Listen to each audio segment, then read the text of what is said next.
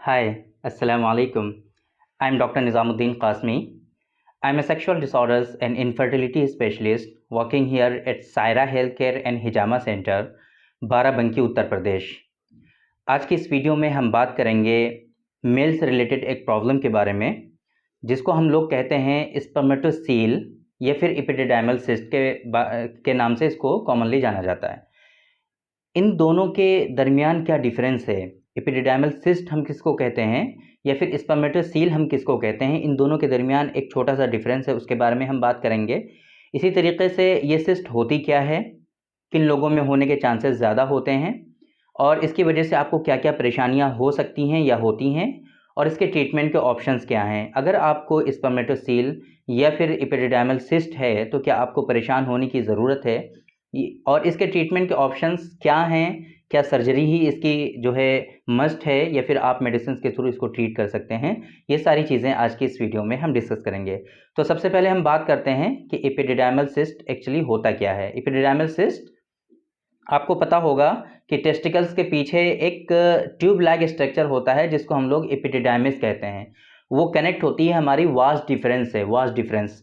तो ये बेसिकली इसका काम क्या होता है कि स्पर्मेटोजेनेसिस के थ्रू जो स्पर्म हमारे प्रोड्यूस हुए हैं, स्पर्म जो हमारे टेस्टिकल्स में बने हैं, उनके ट्रांसपोर्टेशन का काम ये करता है। बेसिकली यहाँ से स्पर्म निकलते हैं और एपिडिडाइमिस से होते हुए वो कहाँ पहुँचते हैं? वास डिफरेंस में पहुँचते हैं और उसके थ्रू फिर जो है बाहर आते हैं सीमेन में, है ना। वो आगे का प्रोसेस है, वो हम ज़्यादा लंबा तो नहीं जा रहे, बस यहीं तक बता रहे हैं कि एपिडिडाइमिस का जो मेन काम है वो स्पर्म को ट्रांसपोर्ट करता है वास डिफरेंस तक, इतना काम है इसका। अब यहाँ पे परेशानी क्या होती है कि छोटी ये जो चने के बराबर या फिर मटर के दाने के बराबर आप कह लीजिए कि जो है फ्लूइड बन जाता है, उसके अंदर एक थैली नुमा शक्ल बन जाती है जिसको हम लोग सिस्ट के नाम से जानते हैं और वो बिल्कुल क्लियर फ्लूइड होता है। उसके अंदर जो सिस्ट होती है वो क्लियर फ्लूइड होता है। तो क्लियर फ्लूइड अगर होता है तो उसको हम लोग एपिडिडाइमल सिस्ट के नाम से जानते हैं। और अगर उस फ्लूइड के अंदर हमारे स्पर्म के जो सेल हैं अगर वो पाए जाते हैं तो उसको हम लोग स्पर्मेटोसील के नाम से जानते हैं। तो आप लोगों को ये पता चल गया कि इन दोनों के दरमियान डिफरेंस क्या है, स्पर्मेटोसील या फिर एपिडिडाइमल सिस्ट में डिफरेंस क्या है। कि अगर बिल्कुल क्लियर फ्लूइड है, सिर्फ सिस्ट का आमतौर पे जो फ्लूइड होता है बिल्कुल क्लियर होता है, किसी तरह का कोई उसमें इन्फेक्शन वगैरह या इस तरह की चीज़ें जनरली यहाँ पे एपिडिडाइमिस में जो होता है नहीं पाया जाता है। तो अगर वहाँ पर सिर्फ क्लियर फ्लूइड है तो उसको हम लोग एपिडिडाइमल सिस्ट कहते हैं। और अगर वहाँ पर जो फ्लूइड पाया जा रहा है सिस्ट में, उसमें अगर स्पर्म के सेल पाए जा रहे हैं तो उसको हम लोग स्पर्मेटोसील के नाम से जानते हैं। अब आप देखिए, एपिडिडाइमल सिस्ट अगर किसी शख्स को है तो आमतौर पे एपिडिडाइमल सिस्ट जो होता है ये एक्सीडेंटली जो है डायग्नोज हो जाता है।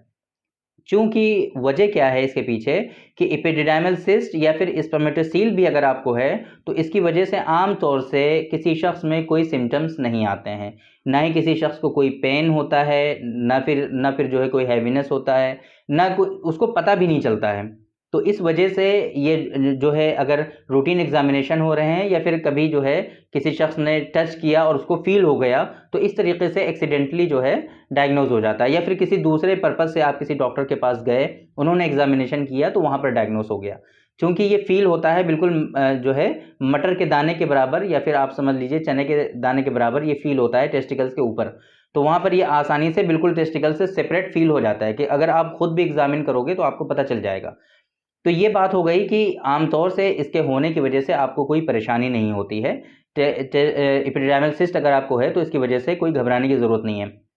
ये बच्चों में भी पाया जाता है और बड़ों में भी पाया जाता है, लेकिन बच्चों में आमतौर से जब तक वो बालिग सिन्ने बुलूगत को नहीं पहुंचते हैं, एडोलसेंस की एज तक नहीं पहुंचते हैं, तब तक वो नहीं होता है, लेकिन उसके बाद होने के चांसेस होते हैं। आमतौर से ये जो है जो फर्टाइल कपल होते हैं उन लोगों में ये हो जाता है। इसके पीछे के कारण क्या है कि क्यों होता है बहुत ज़्यादा अभी तक क्लियर नहीं है। किसी शख्स में भी हो जाता है, किसी ज़्यादातर लोगों में तो नहीं भी होता, लेकिन कुछ लोगों में होता है। लेकिन क्यों होता है, इसके पीछे के कॉजेज और फैक्टर्स वो अभी तक बहुत ज़्यादा साइंटिफिकली प्रूवन नहीं है कि इन लोगों में होने के चांसेस ज़्यादा होते हैं। बट फिर भी जो लोग बहुत ज़्यादा फैटी होते हैं, जो फैटी डाइट कंज्यूम करते हैं, तो कोलेस्ट्रॉल का लेवल मेंटेन नहीं रहता जिन लोगों में, उन लोगों में होने के चांसेस ज़्यादा होते हैं। तो ये बात हो गई कि एपिडिडाइमल सिस्ट जो है किन लोगों में होता है। अब अगर हम बात करें कि एपिडिडाइमल सिस्ट अगर आपको है तो क्या आपको परेशान होने की सच में ज़रूरत है? एपिडिडाइमल सिस्ट की वजह से क्या आपको हकीकत में बहुत ज़्यादा प्रॉब्लम्स आगे चल कर के होने वाली हैं? तो जनरली एपिडिडाइमल सिस्ट जो है, जो बच्चों में होता है, एडोलसेंस में जो होता है, वो उसके लिए कोई ट्रीटमेंट की ज़रूरत ही नहीं होती है। ये खुद ब खुद डिसअपियर हो जाता है। जनरली आम तौर से ऐसा होता है कि खुद से ही ये डिसअपियर हो जाता है, तो उसके लिए परेशान होने की कोई ज़रूरत ही नहीं है। लेकिन अगर आप एक फर्टाइल कपल हैं, तो वहाँ पर आपको जो है इसकी वजह से कंसर्न हो रहा है, आपको परेशानी हो रही है, तो आप एक मरतबा विज़िट कर लीजिए अपने यूरोलॉजिस्ट के पास, उनसे कंसल्ट कर लीजिए कि इसके बारे में क्या करना है। वहाँ पर भी आम तौर से अगर आपको कोई परेशानी नहीं हो रही है, कोई दर्द नहीं हो रहा है, किसी तरह का कोई इश्यू नहीं है, तो फिर इसको जो है छोड़ दिया जाता है ऐसे ही, और उस पे नज़र रखनी लेकिन आपको ज़रूरी है। आप डेली बेसिस पे उसको फ़ील करिए, वीकली ज़रूर उसको फ़ील करिए कि इसका साइज़ जो है वो कहीं बढ़ तो नहीं रहा है। एपिडिडाइमल सिस्ट जो है, इसका साइज़ इंक्रीज़ और तो नहीं हो रहा है, बढ़ तो नहीं रहा है, और आप उसको भूल जाएँ और फिर अचानक से आपको परेशानी क्रिएट हो जाए कोई, तो इस वजह से इस चीज़ से आपको बचना चाहिए। अगर आपको एपिडिडाइमल सिस्ट है, तो उस पे नज़र आपको हमेशा रखनी चाहिए, ताकि अगर वो उसका साइज़ इंक्रीज़ हो रहा है तो आपको पता चल जाए। एक बात तो ये। दूसरी बात, यहाँ पर जो सबसे बड़ा कंसर्न होता है, जो फर्टाइल कपल होते हैं, उन लोगों में ये कंसर्न होता है कि क्या इसकी वजह से हमें इनफर्टिलिटी हो रही है? क्योंकि एपिडिडाइमल सिस्ट के लिए वही लोग ज़्यादा परेशान होते हैं, जिन लोगों में ओलिगोस्पर्मिया या एज़ोस्पर्मिया होता है। तो क्या एपिडिडाइमल सिस्ट या स्पर्मेटोसील की वजह से किसी शख्स में इनफर्टिलिटी होती है? ये ऐसा क्वेश्चन है जो बहुत सारे लोग हमसे पूछते हैं बार-बार। तो जनरली एपिडिडाइमल सिस्ट की वजह से इनफर्टिलिटी नहीं होती है। एपिडिडाइमल सिस्ट की वजह से जनरली उनको जो है एज़ोस्पर्मिया या वो ओलिगोस्पर्मिया डेवलप नहीं होता है। लेकिन बहुत ही रेयर केस में कुछ लोगों में जब सिस्ट का साइज़ बहुत ज़्यादा बड़ा हो जाता है, तो वहाँ पर उनको जो है ऑब्स्ट्रक्टिव एज़ोस्पर्मिया हो सकता है। क्योंकि ज़ाहिर-सी बात है कि हमारी जो एपिडिडाइमिस है, उसका काम क्या था कि स्पर्मेटोजेनेसिस के थ्रू जो स्पर्म हमारे प्रोड्यूस हुए हैं टेस्टिकल्स में, उनके ट्रांसपोर्टेशन का काम करता था ये, वहाँ से वो ट्रांसपोर्ट होकर के हमारे वास डिफरेंस तक ये पहुँचाता था। अब वहाँ पर सिस्ट के अगर सिस्ट जो है बड़ी हो गई है और इनसाइड द एपिडिडाइमिस है अगर, तो फिर उससे क्या होगा कि उसका जो डायमीटर है वो कम हो जाएगा, जिसे कुत्र कहते हैं। कुत्र जो है या फिर डायमीटर जो है वो बहुत ज़्यादा रिड्यूस हो जाएगा और उसकी वजह से वहाँ पर ब्लॉकेज होने के चांसेस होंगे। तो उस वजह से स्पर्म जो है हमारे, उनके ट्रांसपोर्टेशन में इशू आएगा और इस वजह से उनको ऑब्स्ट्रक्टिव एज़ोस्पर्मिया हो सकता है। लेकिन ये बहुत ही रेयर है, बहुत ही रेयर है। बहुत सारे पेशेंट को एपिडिडाइमल सिस्ट होता है और उनके बच्चे भी होते हैं, उनका स्पर्म काउंट भी नॉर्मल होता है, किसी तरह का कोई इशू नहीं होता है। तो अगर आपको इस तरह की परेशानी है तो आप घबराएं नहीं, सिंपली आप कंसल्ट करिए, डॉक्टर की निगरानी में रहिए और उनको जो है टाइम टू टाइम एग्जामिनेशन कराते रहिए। अगर हाँ, एक बात और, जो हमने आपको बताया था कि स्पर्मेटोसील और एपिडिडाइमल सिस्ट, इन दोनों में जो डिफरेंस हमने बताया था कि स्पर्मेटोसील में क्या होता है कि जो सिस्ट का जो फ्लूइड है वो क्लियर होने के साथ साथ उसमें क्या होता है कि स्पर्म के सेल पाए जाते हैं, और एपिडिडाइमल सिस्ट में क्या होता है कि इसमें स्पर्म के सेल नहीं पाए जाते। ये डिफरेंस हमने आपको बताया था। तो क्या ये डिफरेंस आपको पता चल जाएगा? ये नहीं पता चलता है, आप एग्जामिन करोगे तब भी नहीं पता चलेगा, और अगर आप यूएसजी स्क्रूटम कराओगे तो उसमें भी कंफर्म नहीं होता है कि ये स्पर्मेटोसील है या एपिडिडाइमल सिस्ट है। सिंपली वहाँ पे एपिडिडाइमल सिस्ट ही आपको पता चलेगा, स्पर्मेटोसील आपको नहीं पता चलेगा। तो अगर आपको इस तरह की परेशानी है तो ट्रीटमेंट के ऑप्शंस की हम बात कर लेते हैं। सिंपली अगर आपको ज़्यादा परेशानी हो रही है, इसकी वजह से बहुत ज़्यादा आपको जो है पेन हो रहे हैं, एपिसोडिक पेन जनरली इसमें होते हैं, आधा घंटे के बाद इसमें दर्द होने लगता है लोगों को, जिनका साइज़ काफ़ी ज़्यादा बढ़ जाता है। तो उन लोगों में एक तो तरीका ये है कि एस्पायरेशन कर लिया जाए, कि जो सिस्ट का जो फ्लूइड है, निडल को इंसर्ट करके उसको जो फ्लूइड जो जितना भी मटेरियल है उसको हम एस्पायर कर लेते हैं। एक तो तरीका ये हो गया। दूसरा ये है कि इसकी फिर सर्जरी जो है परफॉर्म की जाती है। और जो सबसे अच्छा तरीका हम जो अक्सर अपनी वीडियोस में बताते हैं आपको लास्ट में, कि सबसे अच्छा जो ट्रीटमेंट का ऑप्शन है वो है यूनानी सिस्टम ऑफ मेडिसिन। आप एक बार यूनानी फिजिशियन से कंसल्ट करिए, उनसे डिस्कस करिए इस डिज़ीज़ के बारे में, इस मर्ज़ के बारे में। इंशाल्लाह वहाँ से आपको ऐसी मेडिसिन एडवाइस की जाएंगी कि जिससे ये जो सिस्ट है, इसका फ्लूइड आपका डिज़ोल्व हो जाएगा, सिस्ट आपकी ख़त्म हो जाएगी।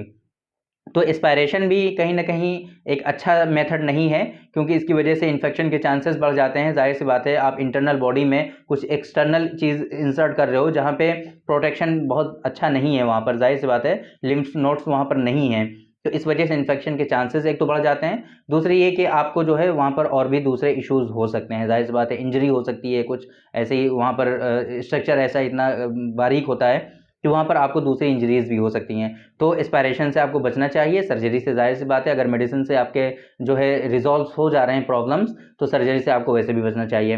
तो एक बार अगर आपको एपिडिडाइमल सिस्ट है, अगर इससे आप परेशान हैं, तो मेरी रिकमेंडेशन आपके लिए यही रहेगी कि आप यूनानी फिजिशियन से, हर्बल फिजिशियन से एक मरतबा कंसल्ट करिए। ये आसानी से डिज़ोल्व हो जाती है। अल्हम्दुलिल्लाह हमारे कई सारे ऐसे पेशेंट हैं जिनको एपिडिडाइमल सिस्ट था, काफ़ी बड़ा था, काफ़ी परेशान थे वो, और उनका एपिडिडाइमल सिस्ट जो है वो रिजॉल्व हो चुका है, हाँ, हमारी यूनानी पैथी के थ्रू, यूनानी मेडिसिन के थ्रू। तो अगर आपको इस तरह की परेशानी, तो कंसल्ट ज़रूर करिए। बाकी हमने ये आपको क्लियर कर दिया है कि एपिडिडाइमल सिस्ट की वजह से जनरली किसी शख्स में इनफर्टिलिटी नहीं होती है। तो अगर आपको इनफर्टिलिटी है और आप ये सोच रहे हैं कि हमें जो इनफर्टिलिटी है वो एपिडिडाइमल सिस्ट की वजह से है, तो ये आप गलत भी हो सकते हैं। हो सकता है कि आप रेयर केस में, जैसे कि मैंने आपको बताया था कि इसकी वजह से ऑब्स्ट्रक्टिव एजोस्पर्मिया बहुत ही रेयर केस में कुछ लोगों को होता है, तो वो हो सकता है, बट जनरली ऐसा नहीं होता है कि इसकी वजह से किसी शख्स में इनफर्टिलिटी हो। तो बेहतर और मुनासिब तरीका ये है कि अगर आपको इस तरह की परेशानी है, तो अपने नियरेस्ट फिजिशियन जो हैं हर्बल के, आप उनसे कंसल्ट करिए। अगर आपके यहाँ नहीं है या आप वहाँ नहीं जाना चाहते हैं, तो डायरेक्टली आप हमसे ऑनलाइन भी कंसल्ट कर सकते हैं। लाइब्रेट पे भी हमारी प्रोफाइल है, वहाँ पर अपॉइंटमेंट अपना बुक कर सकते हैं। प्रैक्टो पर अपना अपॉइंटमेंट ऑनलाइन हमसे बुक कर सकते हैं, या फिर डायरेक्टली जो नंबर आपको शो हो रहा है इस नंबर पे कॉल करके डायरेक्टली आप हमारा अपॉइंटमेंट बुक कर सकते हैं ऑनलाइन कंसल्टेशन के लिए। दुनिया में आप कहीं भी हों, इजीली आप हमसे ऑनलाइन कंसल्टेशन ले सकते हैं। बाकी मेडिसिन भी हम, ऐसा नहीं कि सिर्फ हम कंसल्टेशन ही आपको देंगे, हमारी जो मेडिसिन हैं वो भी पूरी दुनिया में आप कहीं भी मंगा सकते हैं। तो इसलिए प्रॉपर ट्रीटमेंट हमारा अल्हम्दुलिल्लाह ऑनलाइन बेस्ड है, पूरा ज़बरदस्त तरीके से ऑनलाइन ट्रीटमेंट आपका हो जाता है, कोई इसमें घबराने की बात नहीं है। तो अगर आपको इस तरह की परेशानी है, हमने डिस्कस कर लिया है प्रॉपर वे में, सारी चीज़ें हमने बता दी हैं, जितना इंपॉर्टेंट था एपिडिडाइमल सिस्ट या फिर स्पर्मेटोसील से रिलेटेड जो इन्फॉर्मेशन आपको रिक्वायर्ड थी वो हमने दे दी हैं। हमने आपको इसके बारे में बता दिया कि ये क्या होता है, किन लोगों में होने के चांसेस ज़्यादा होते हैं, एडोलसेंस की एज में भी जो हो जाता है सन्ने बलूगत में, तो उसके लिए क्या कोई ट्रीटमेंट की नीड है।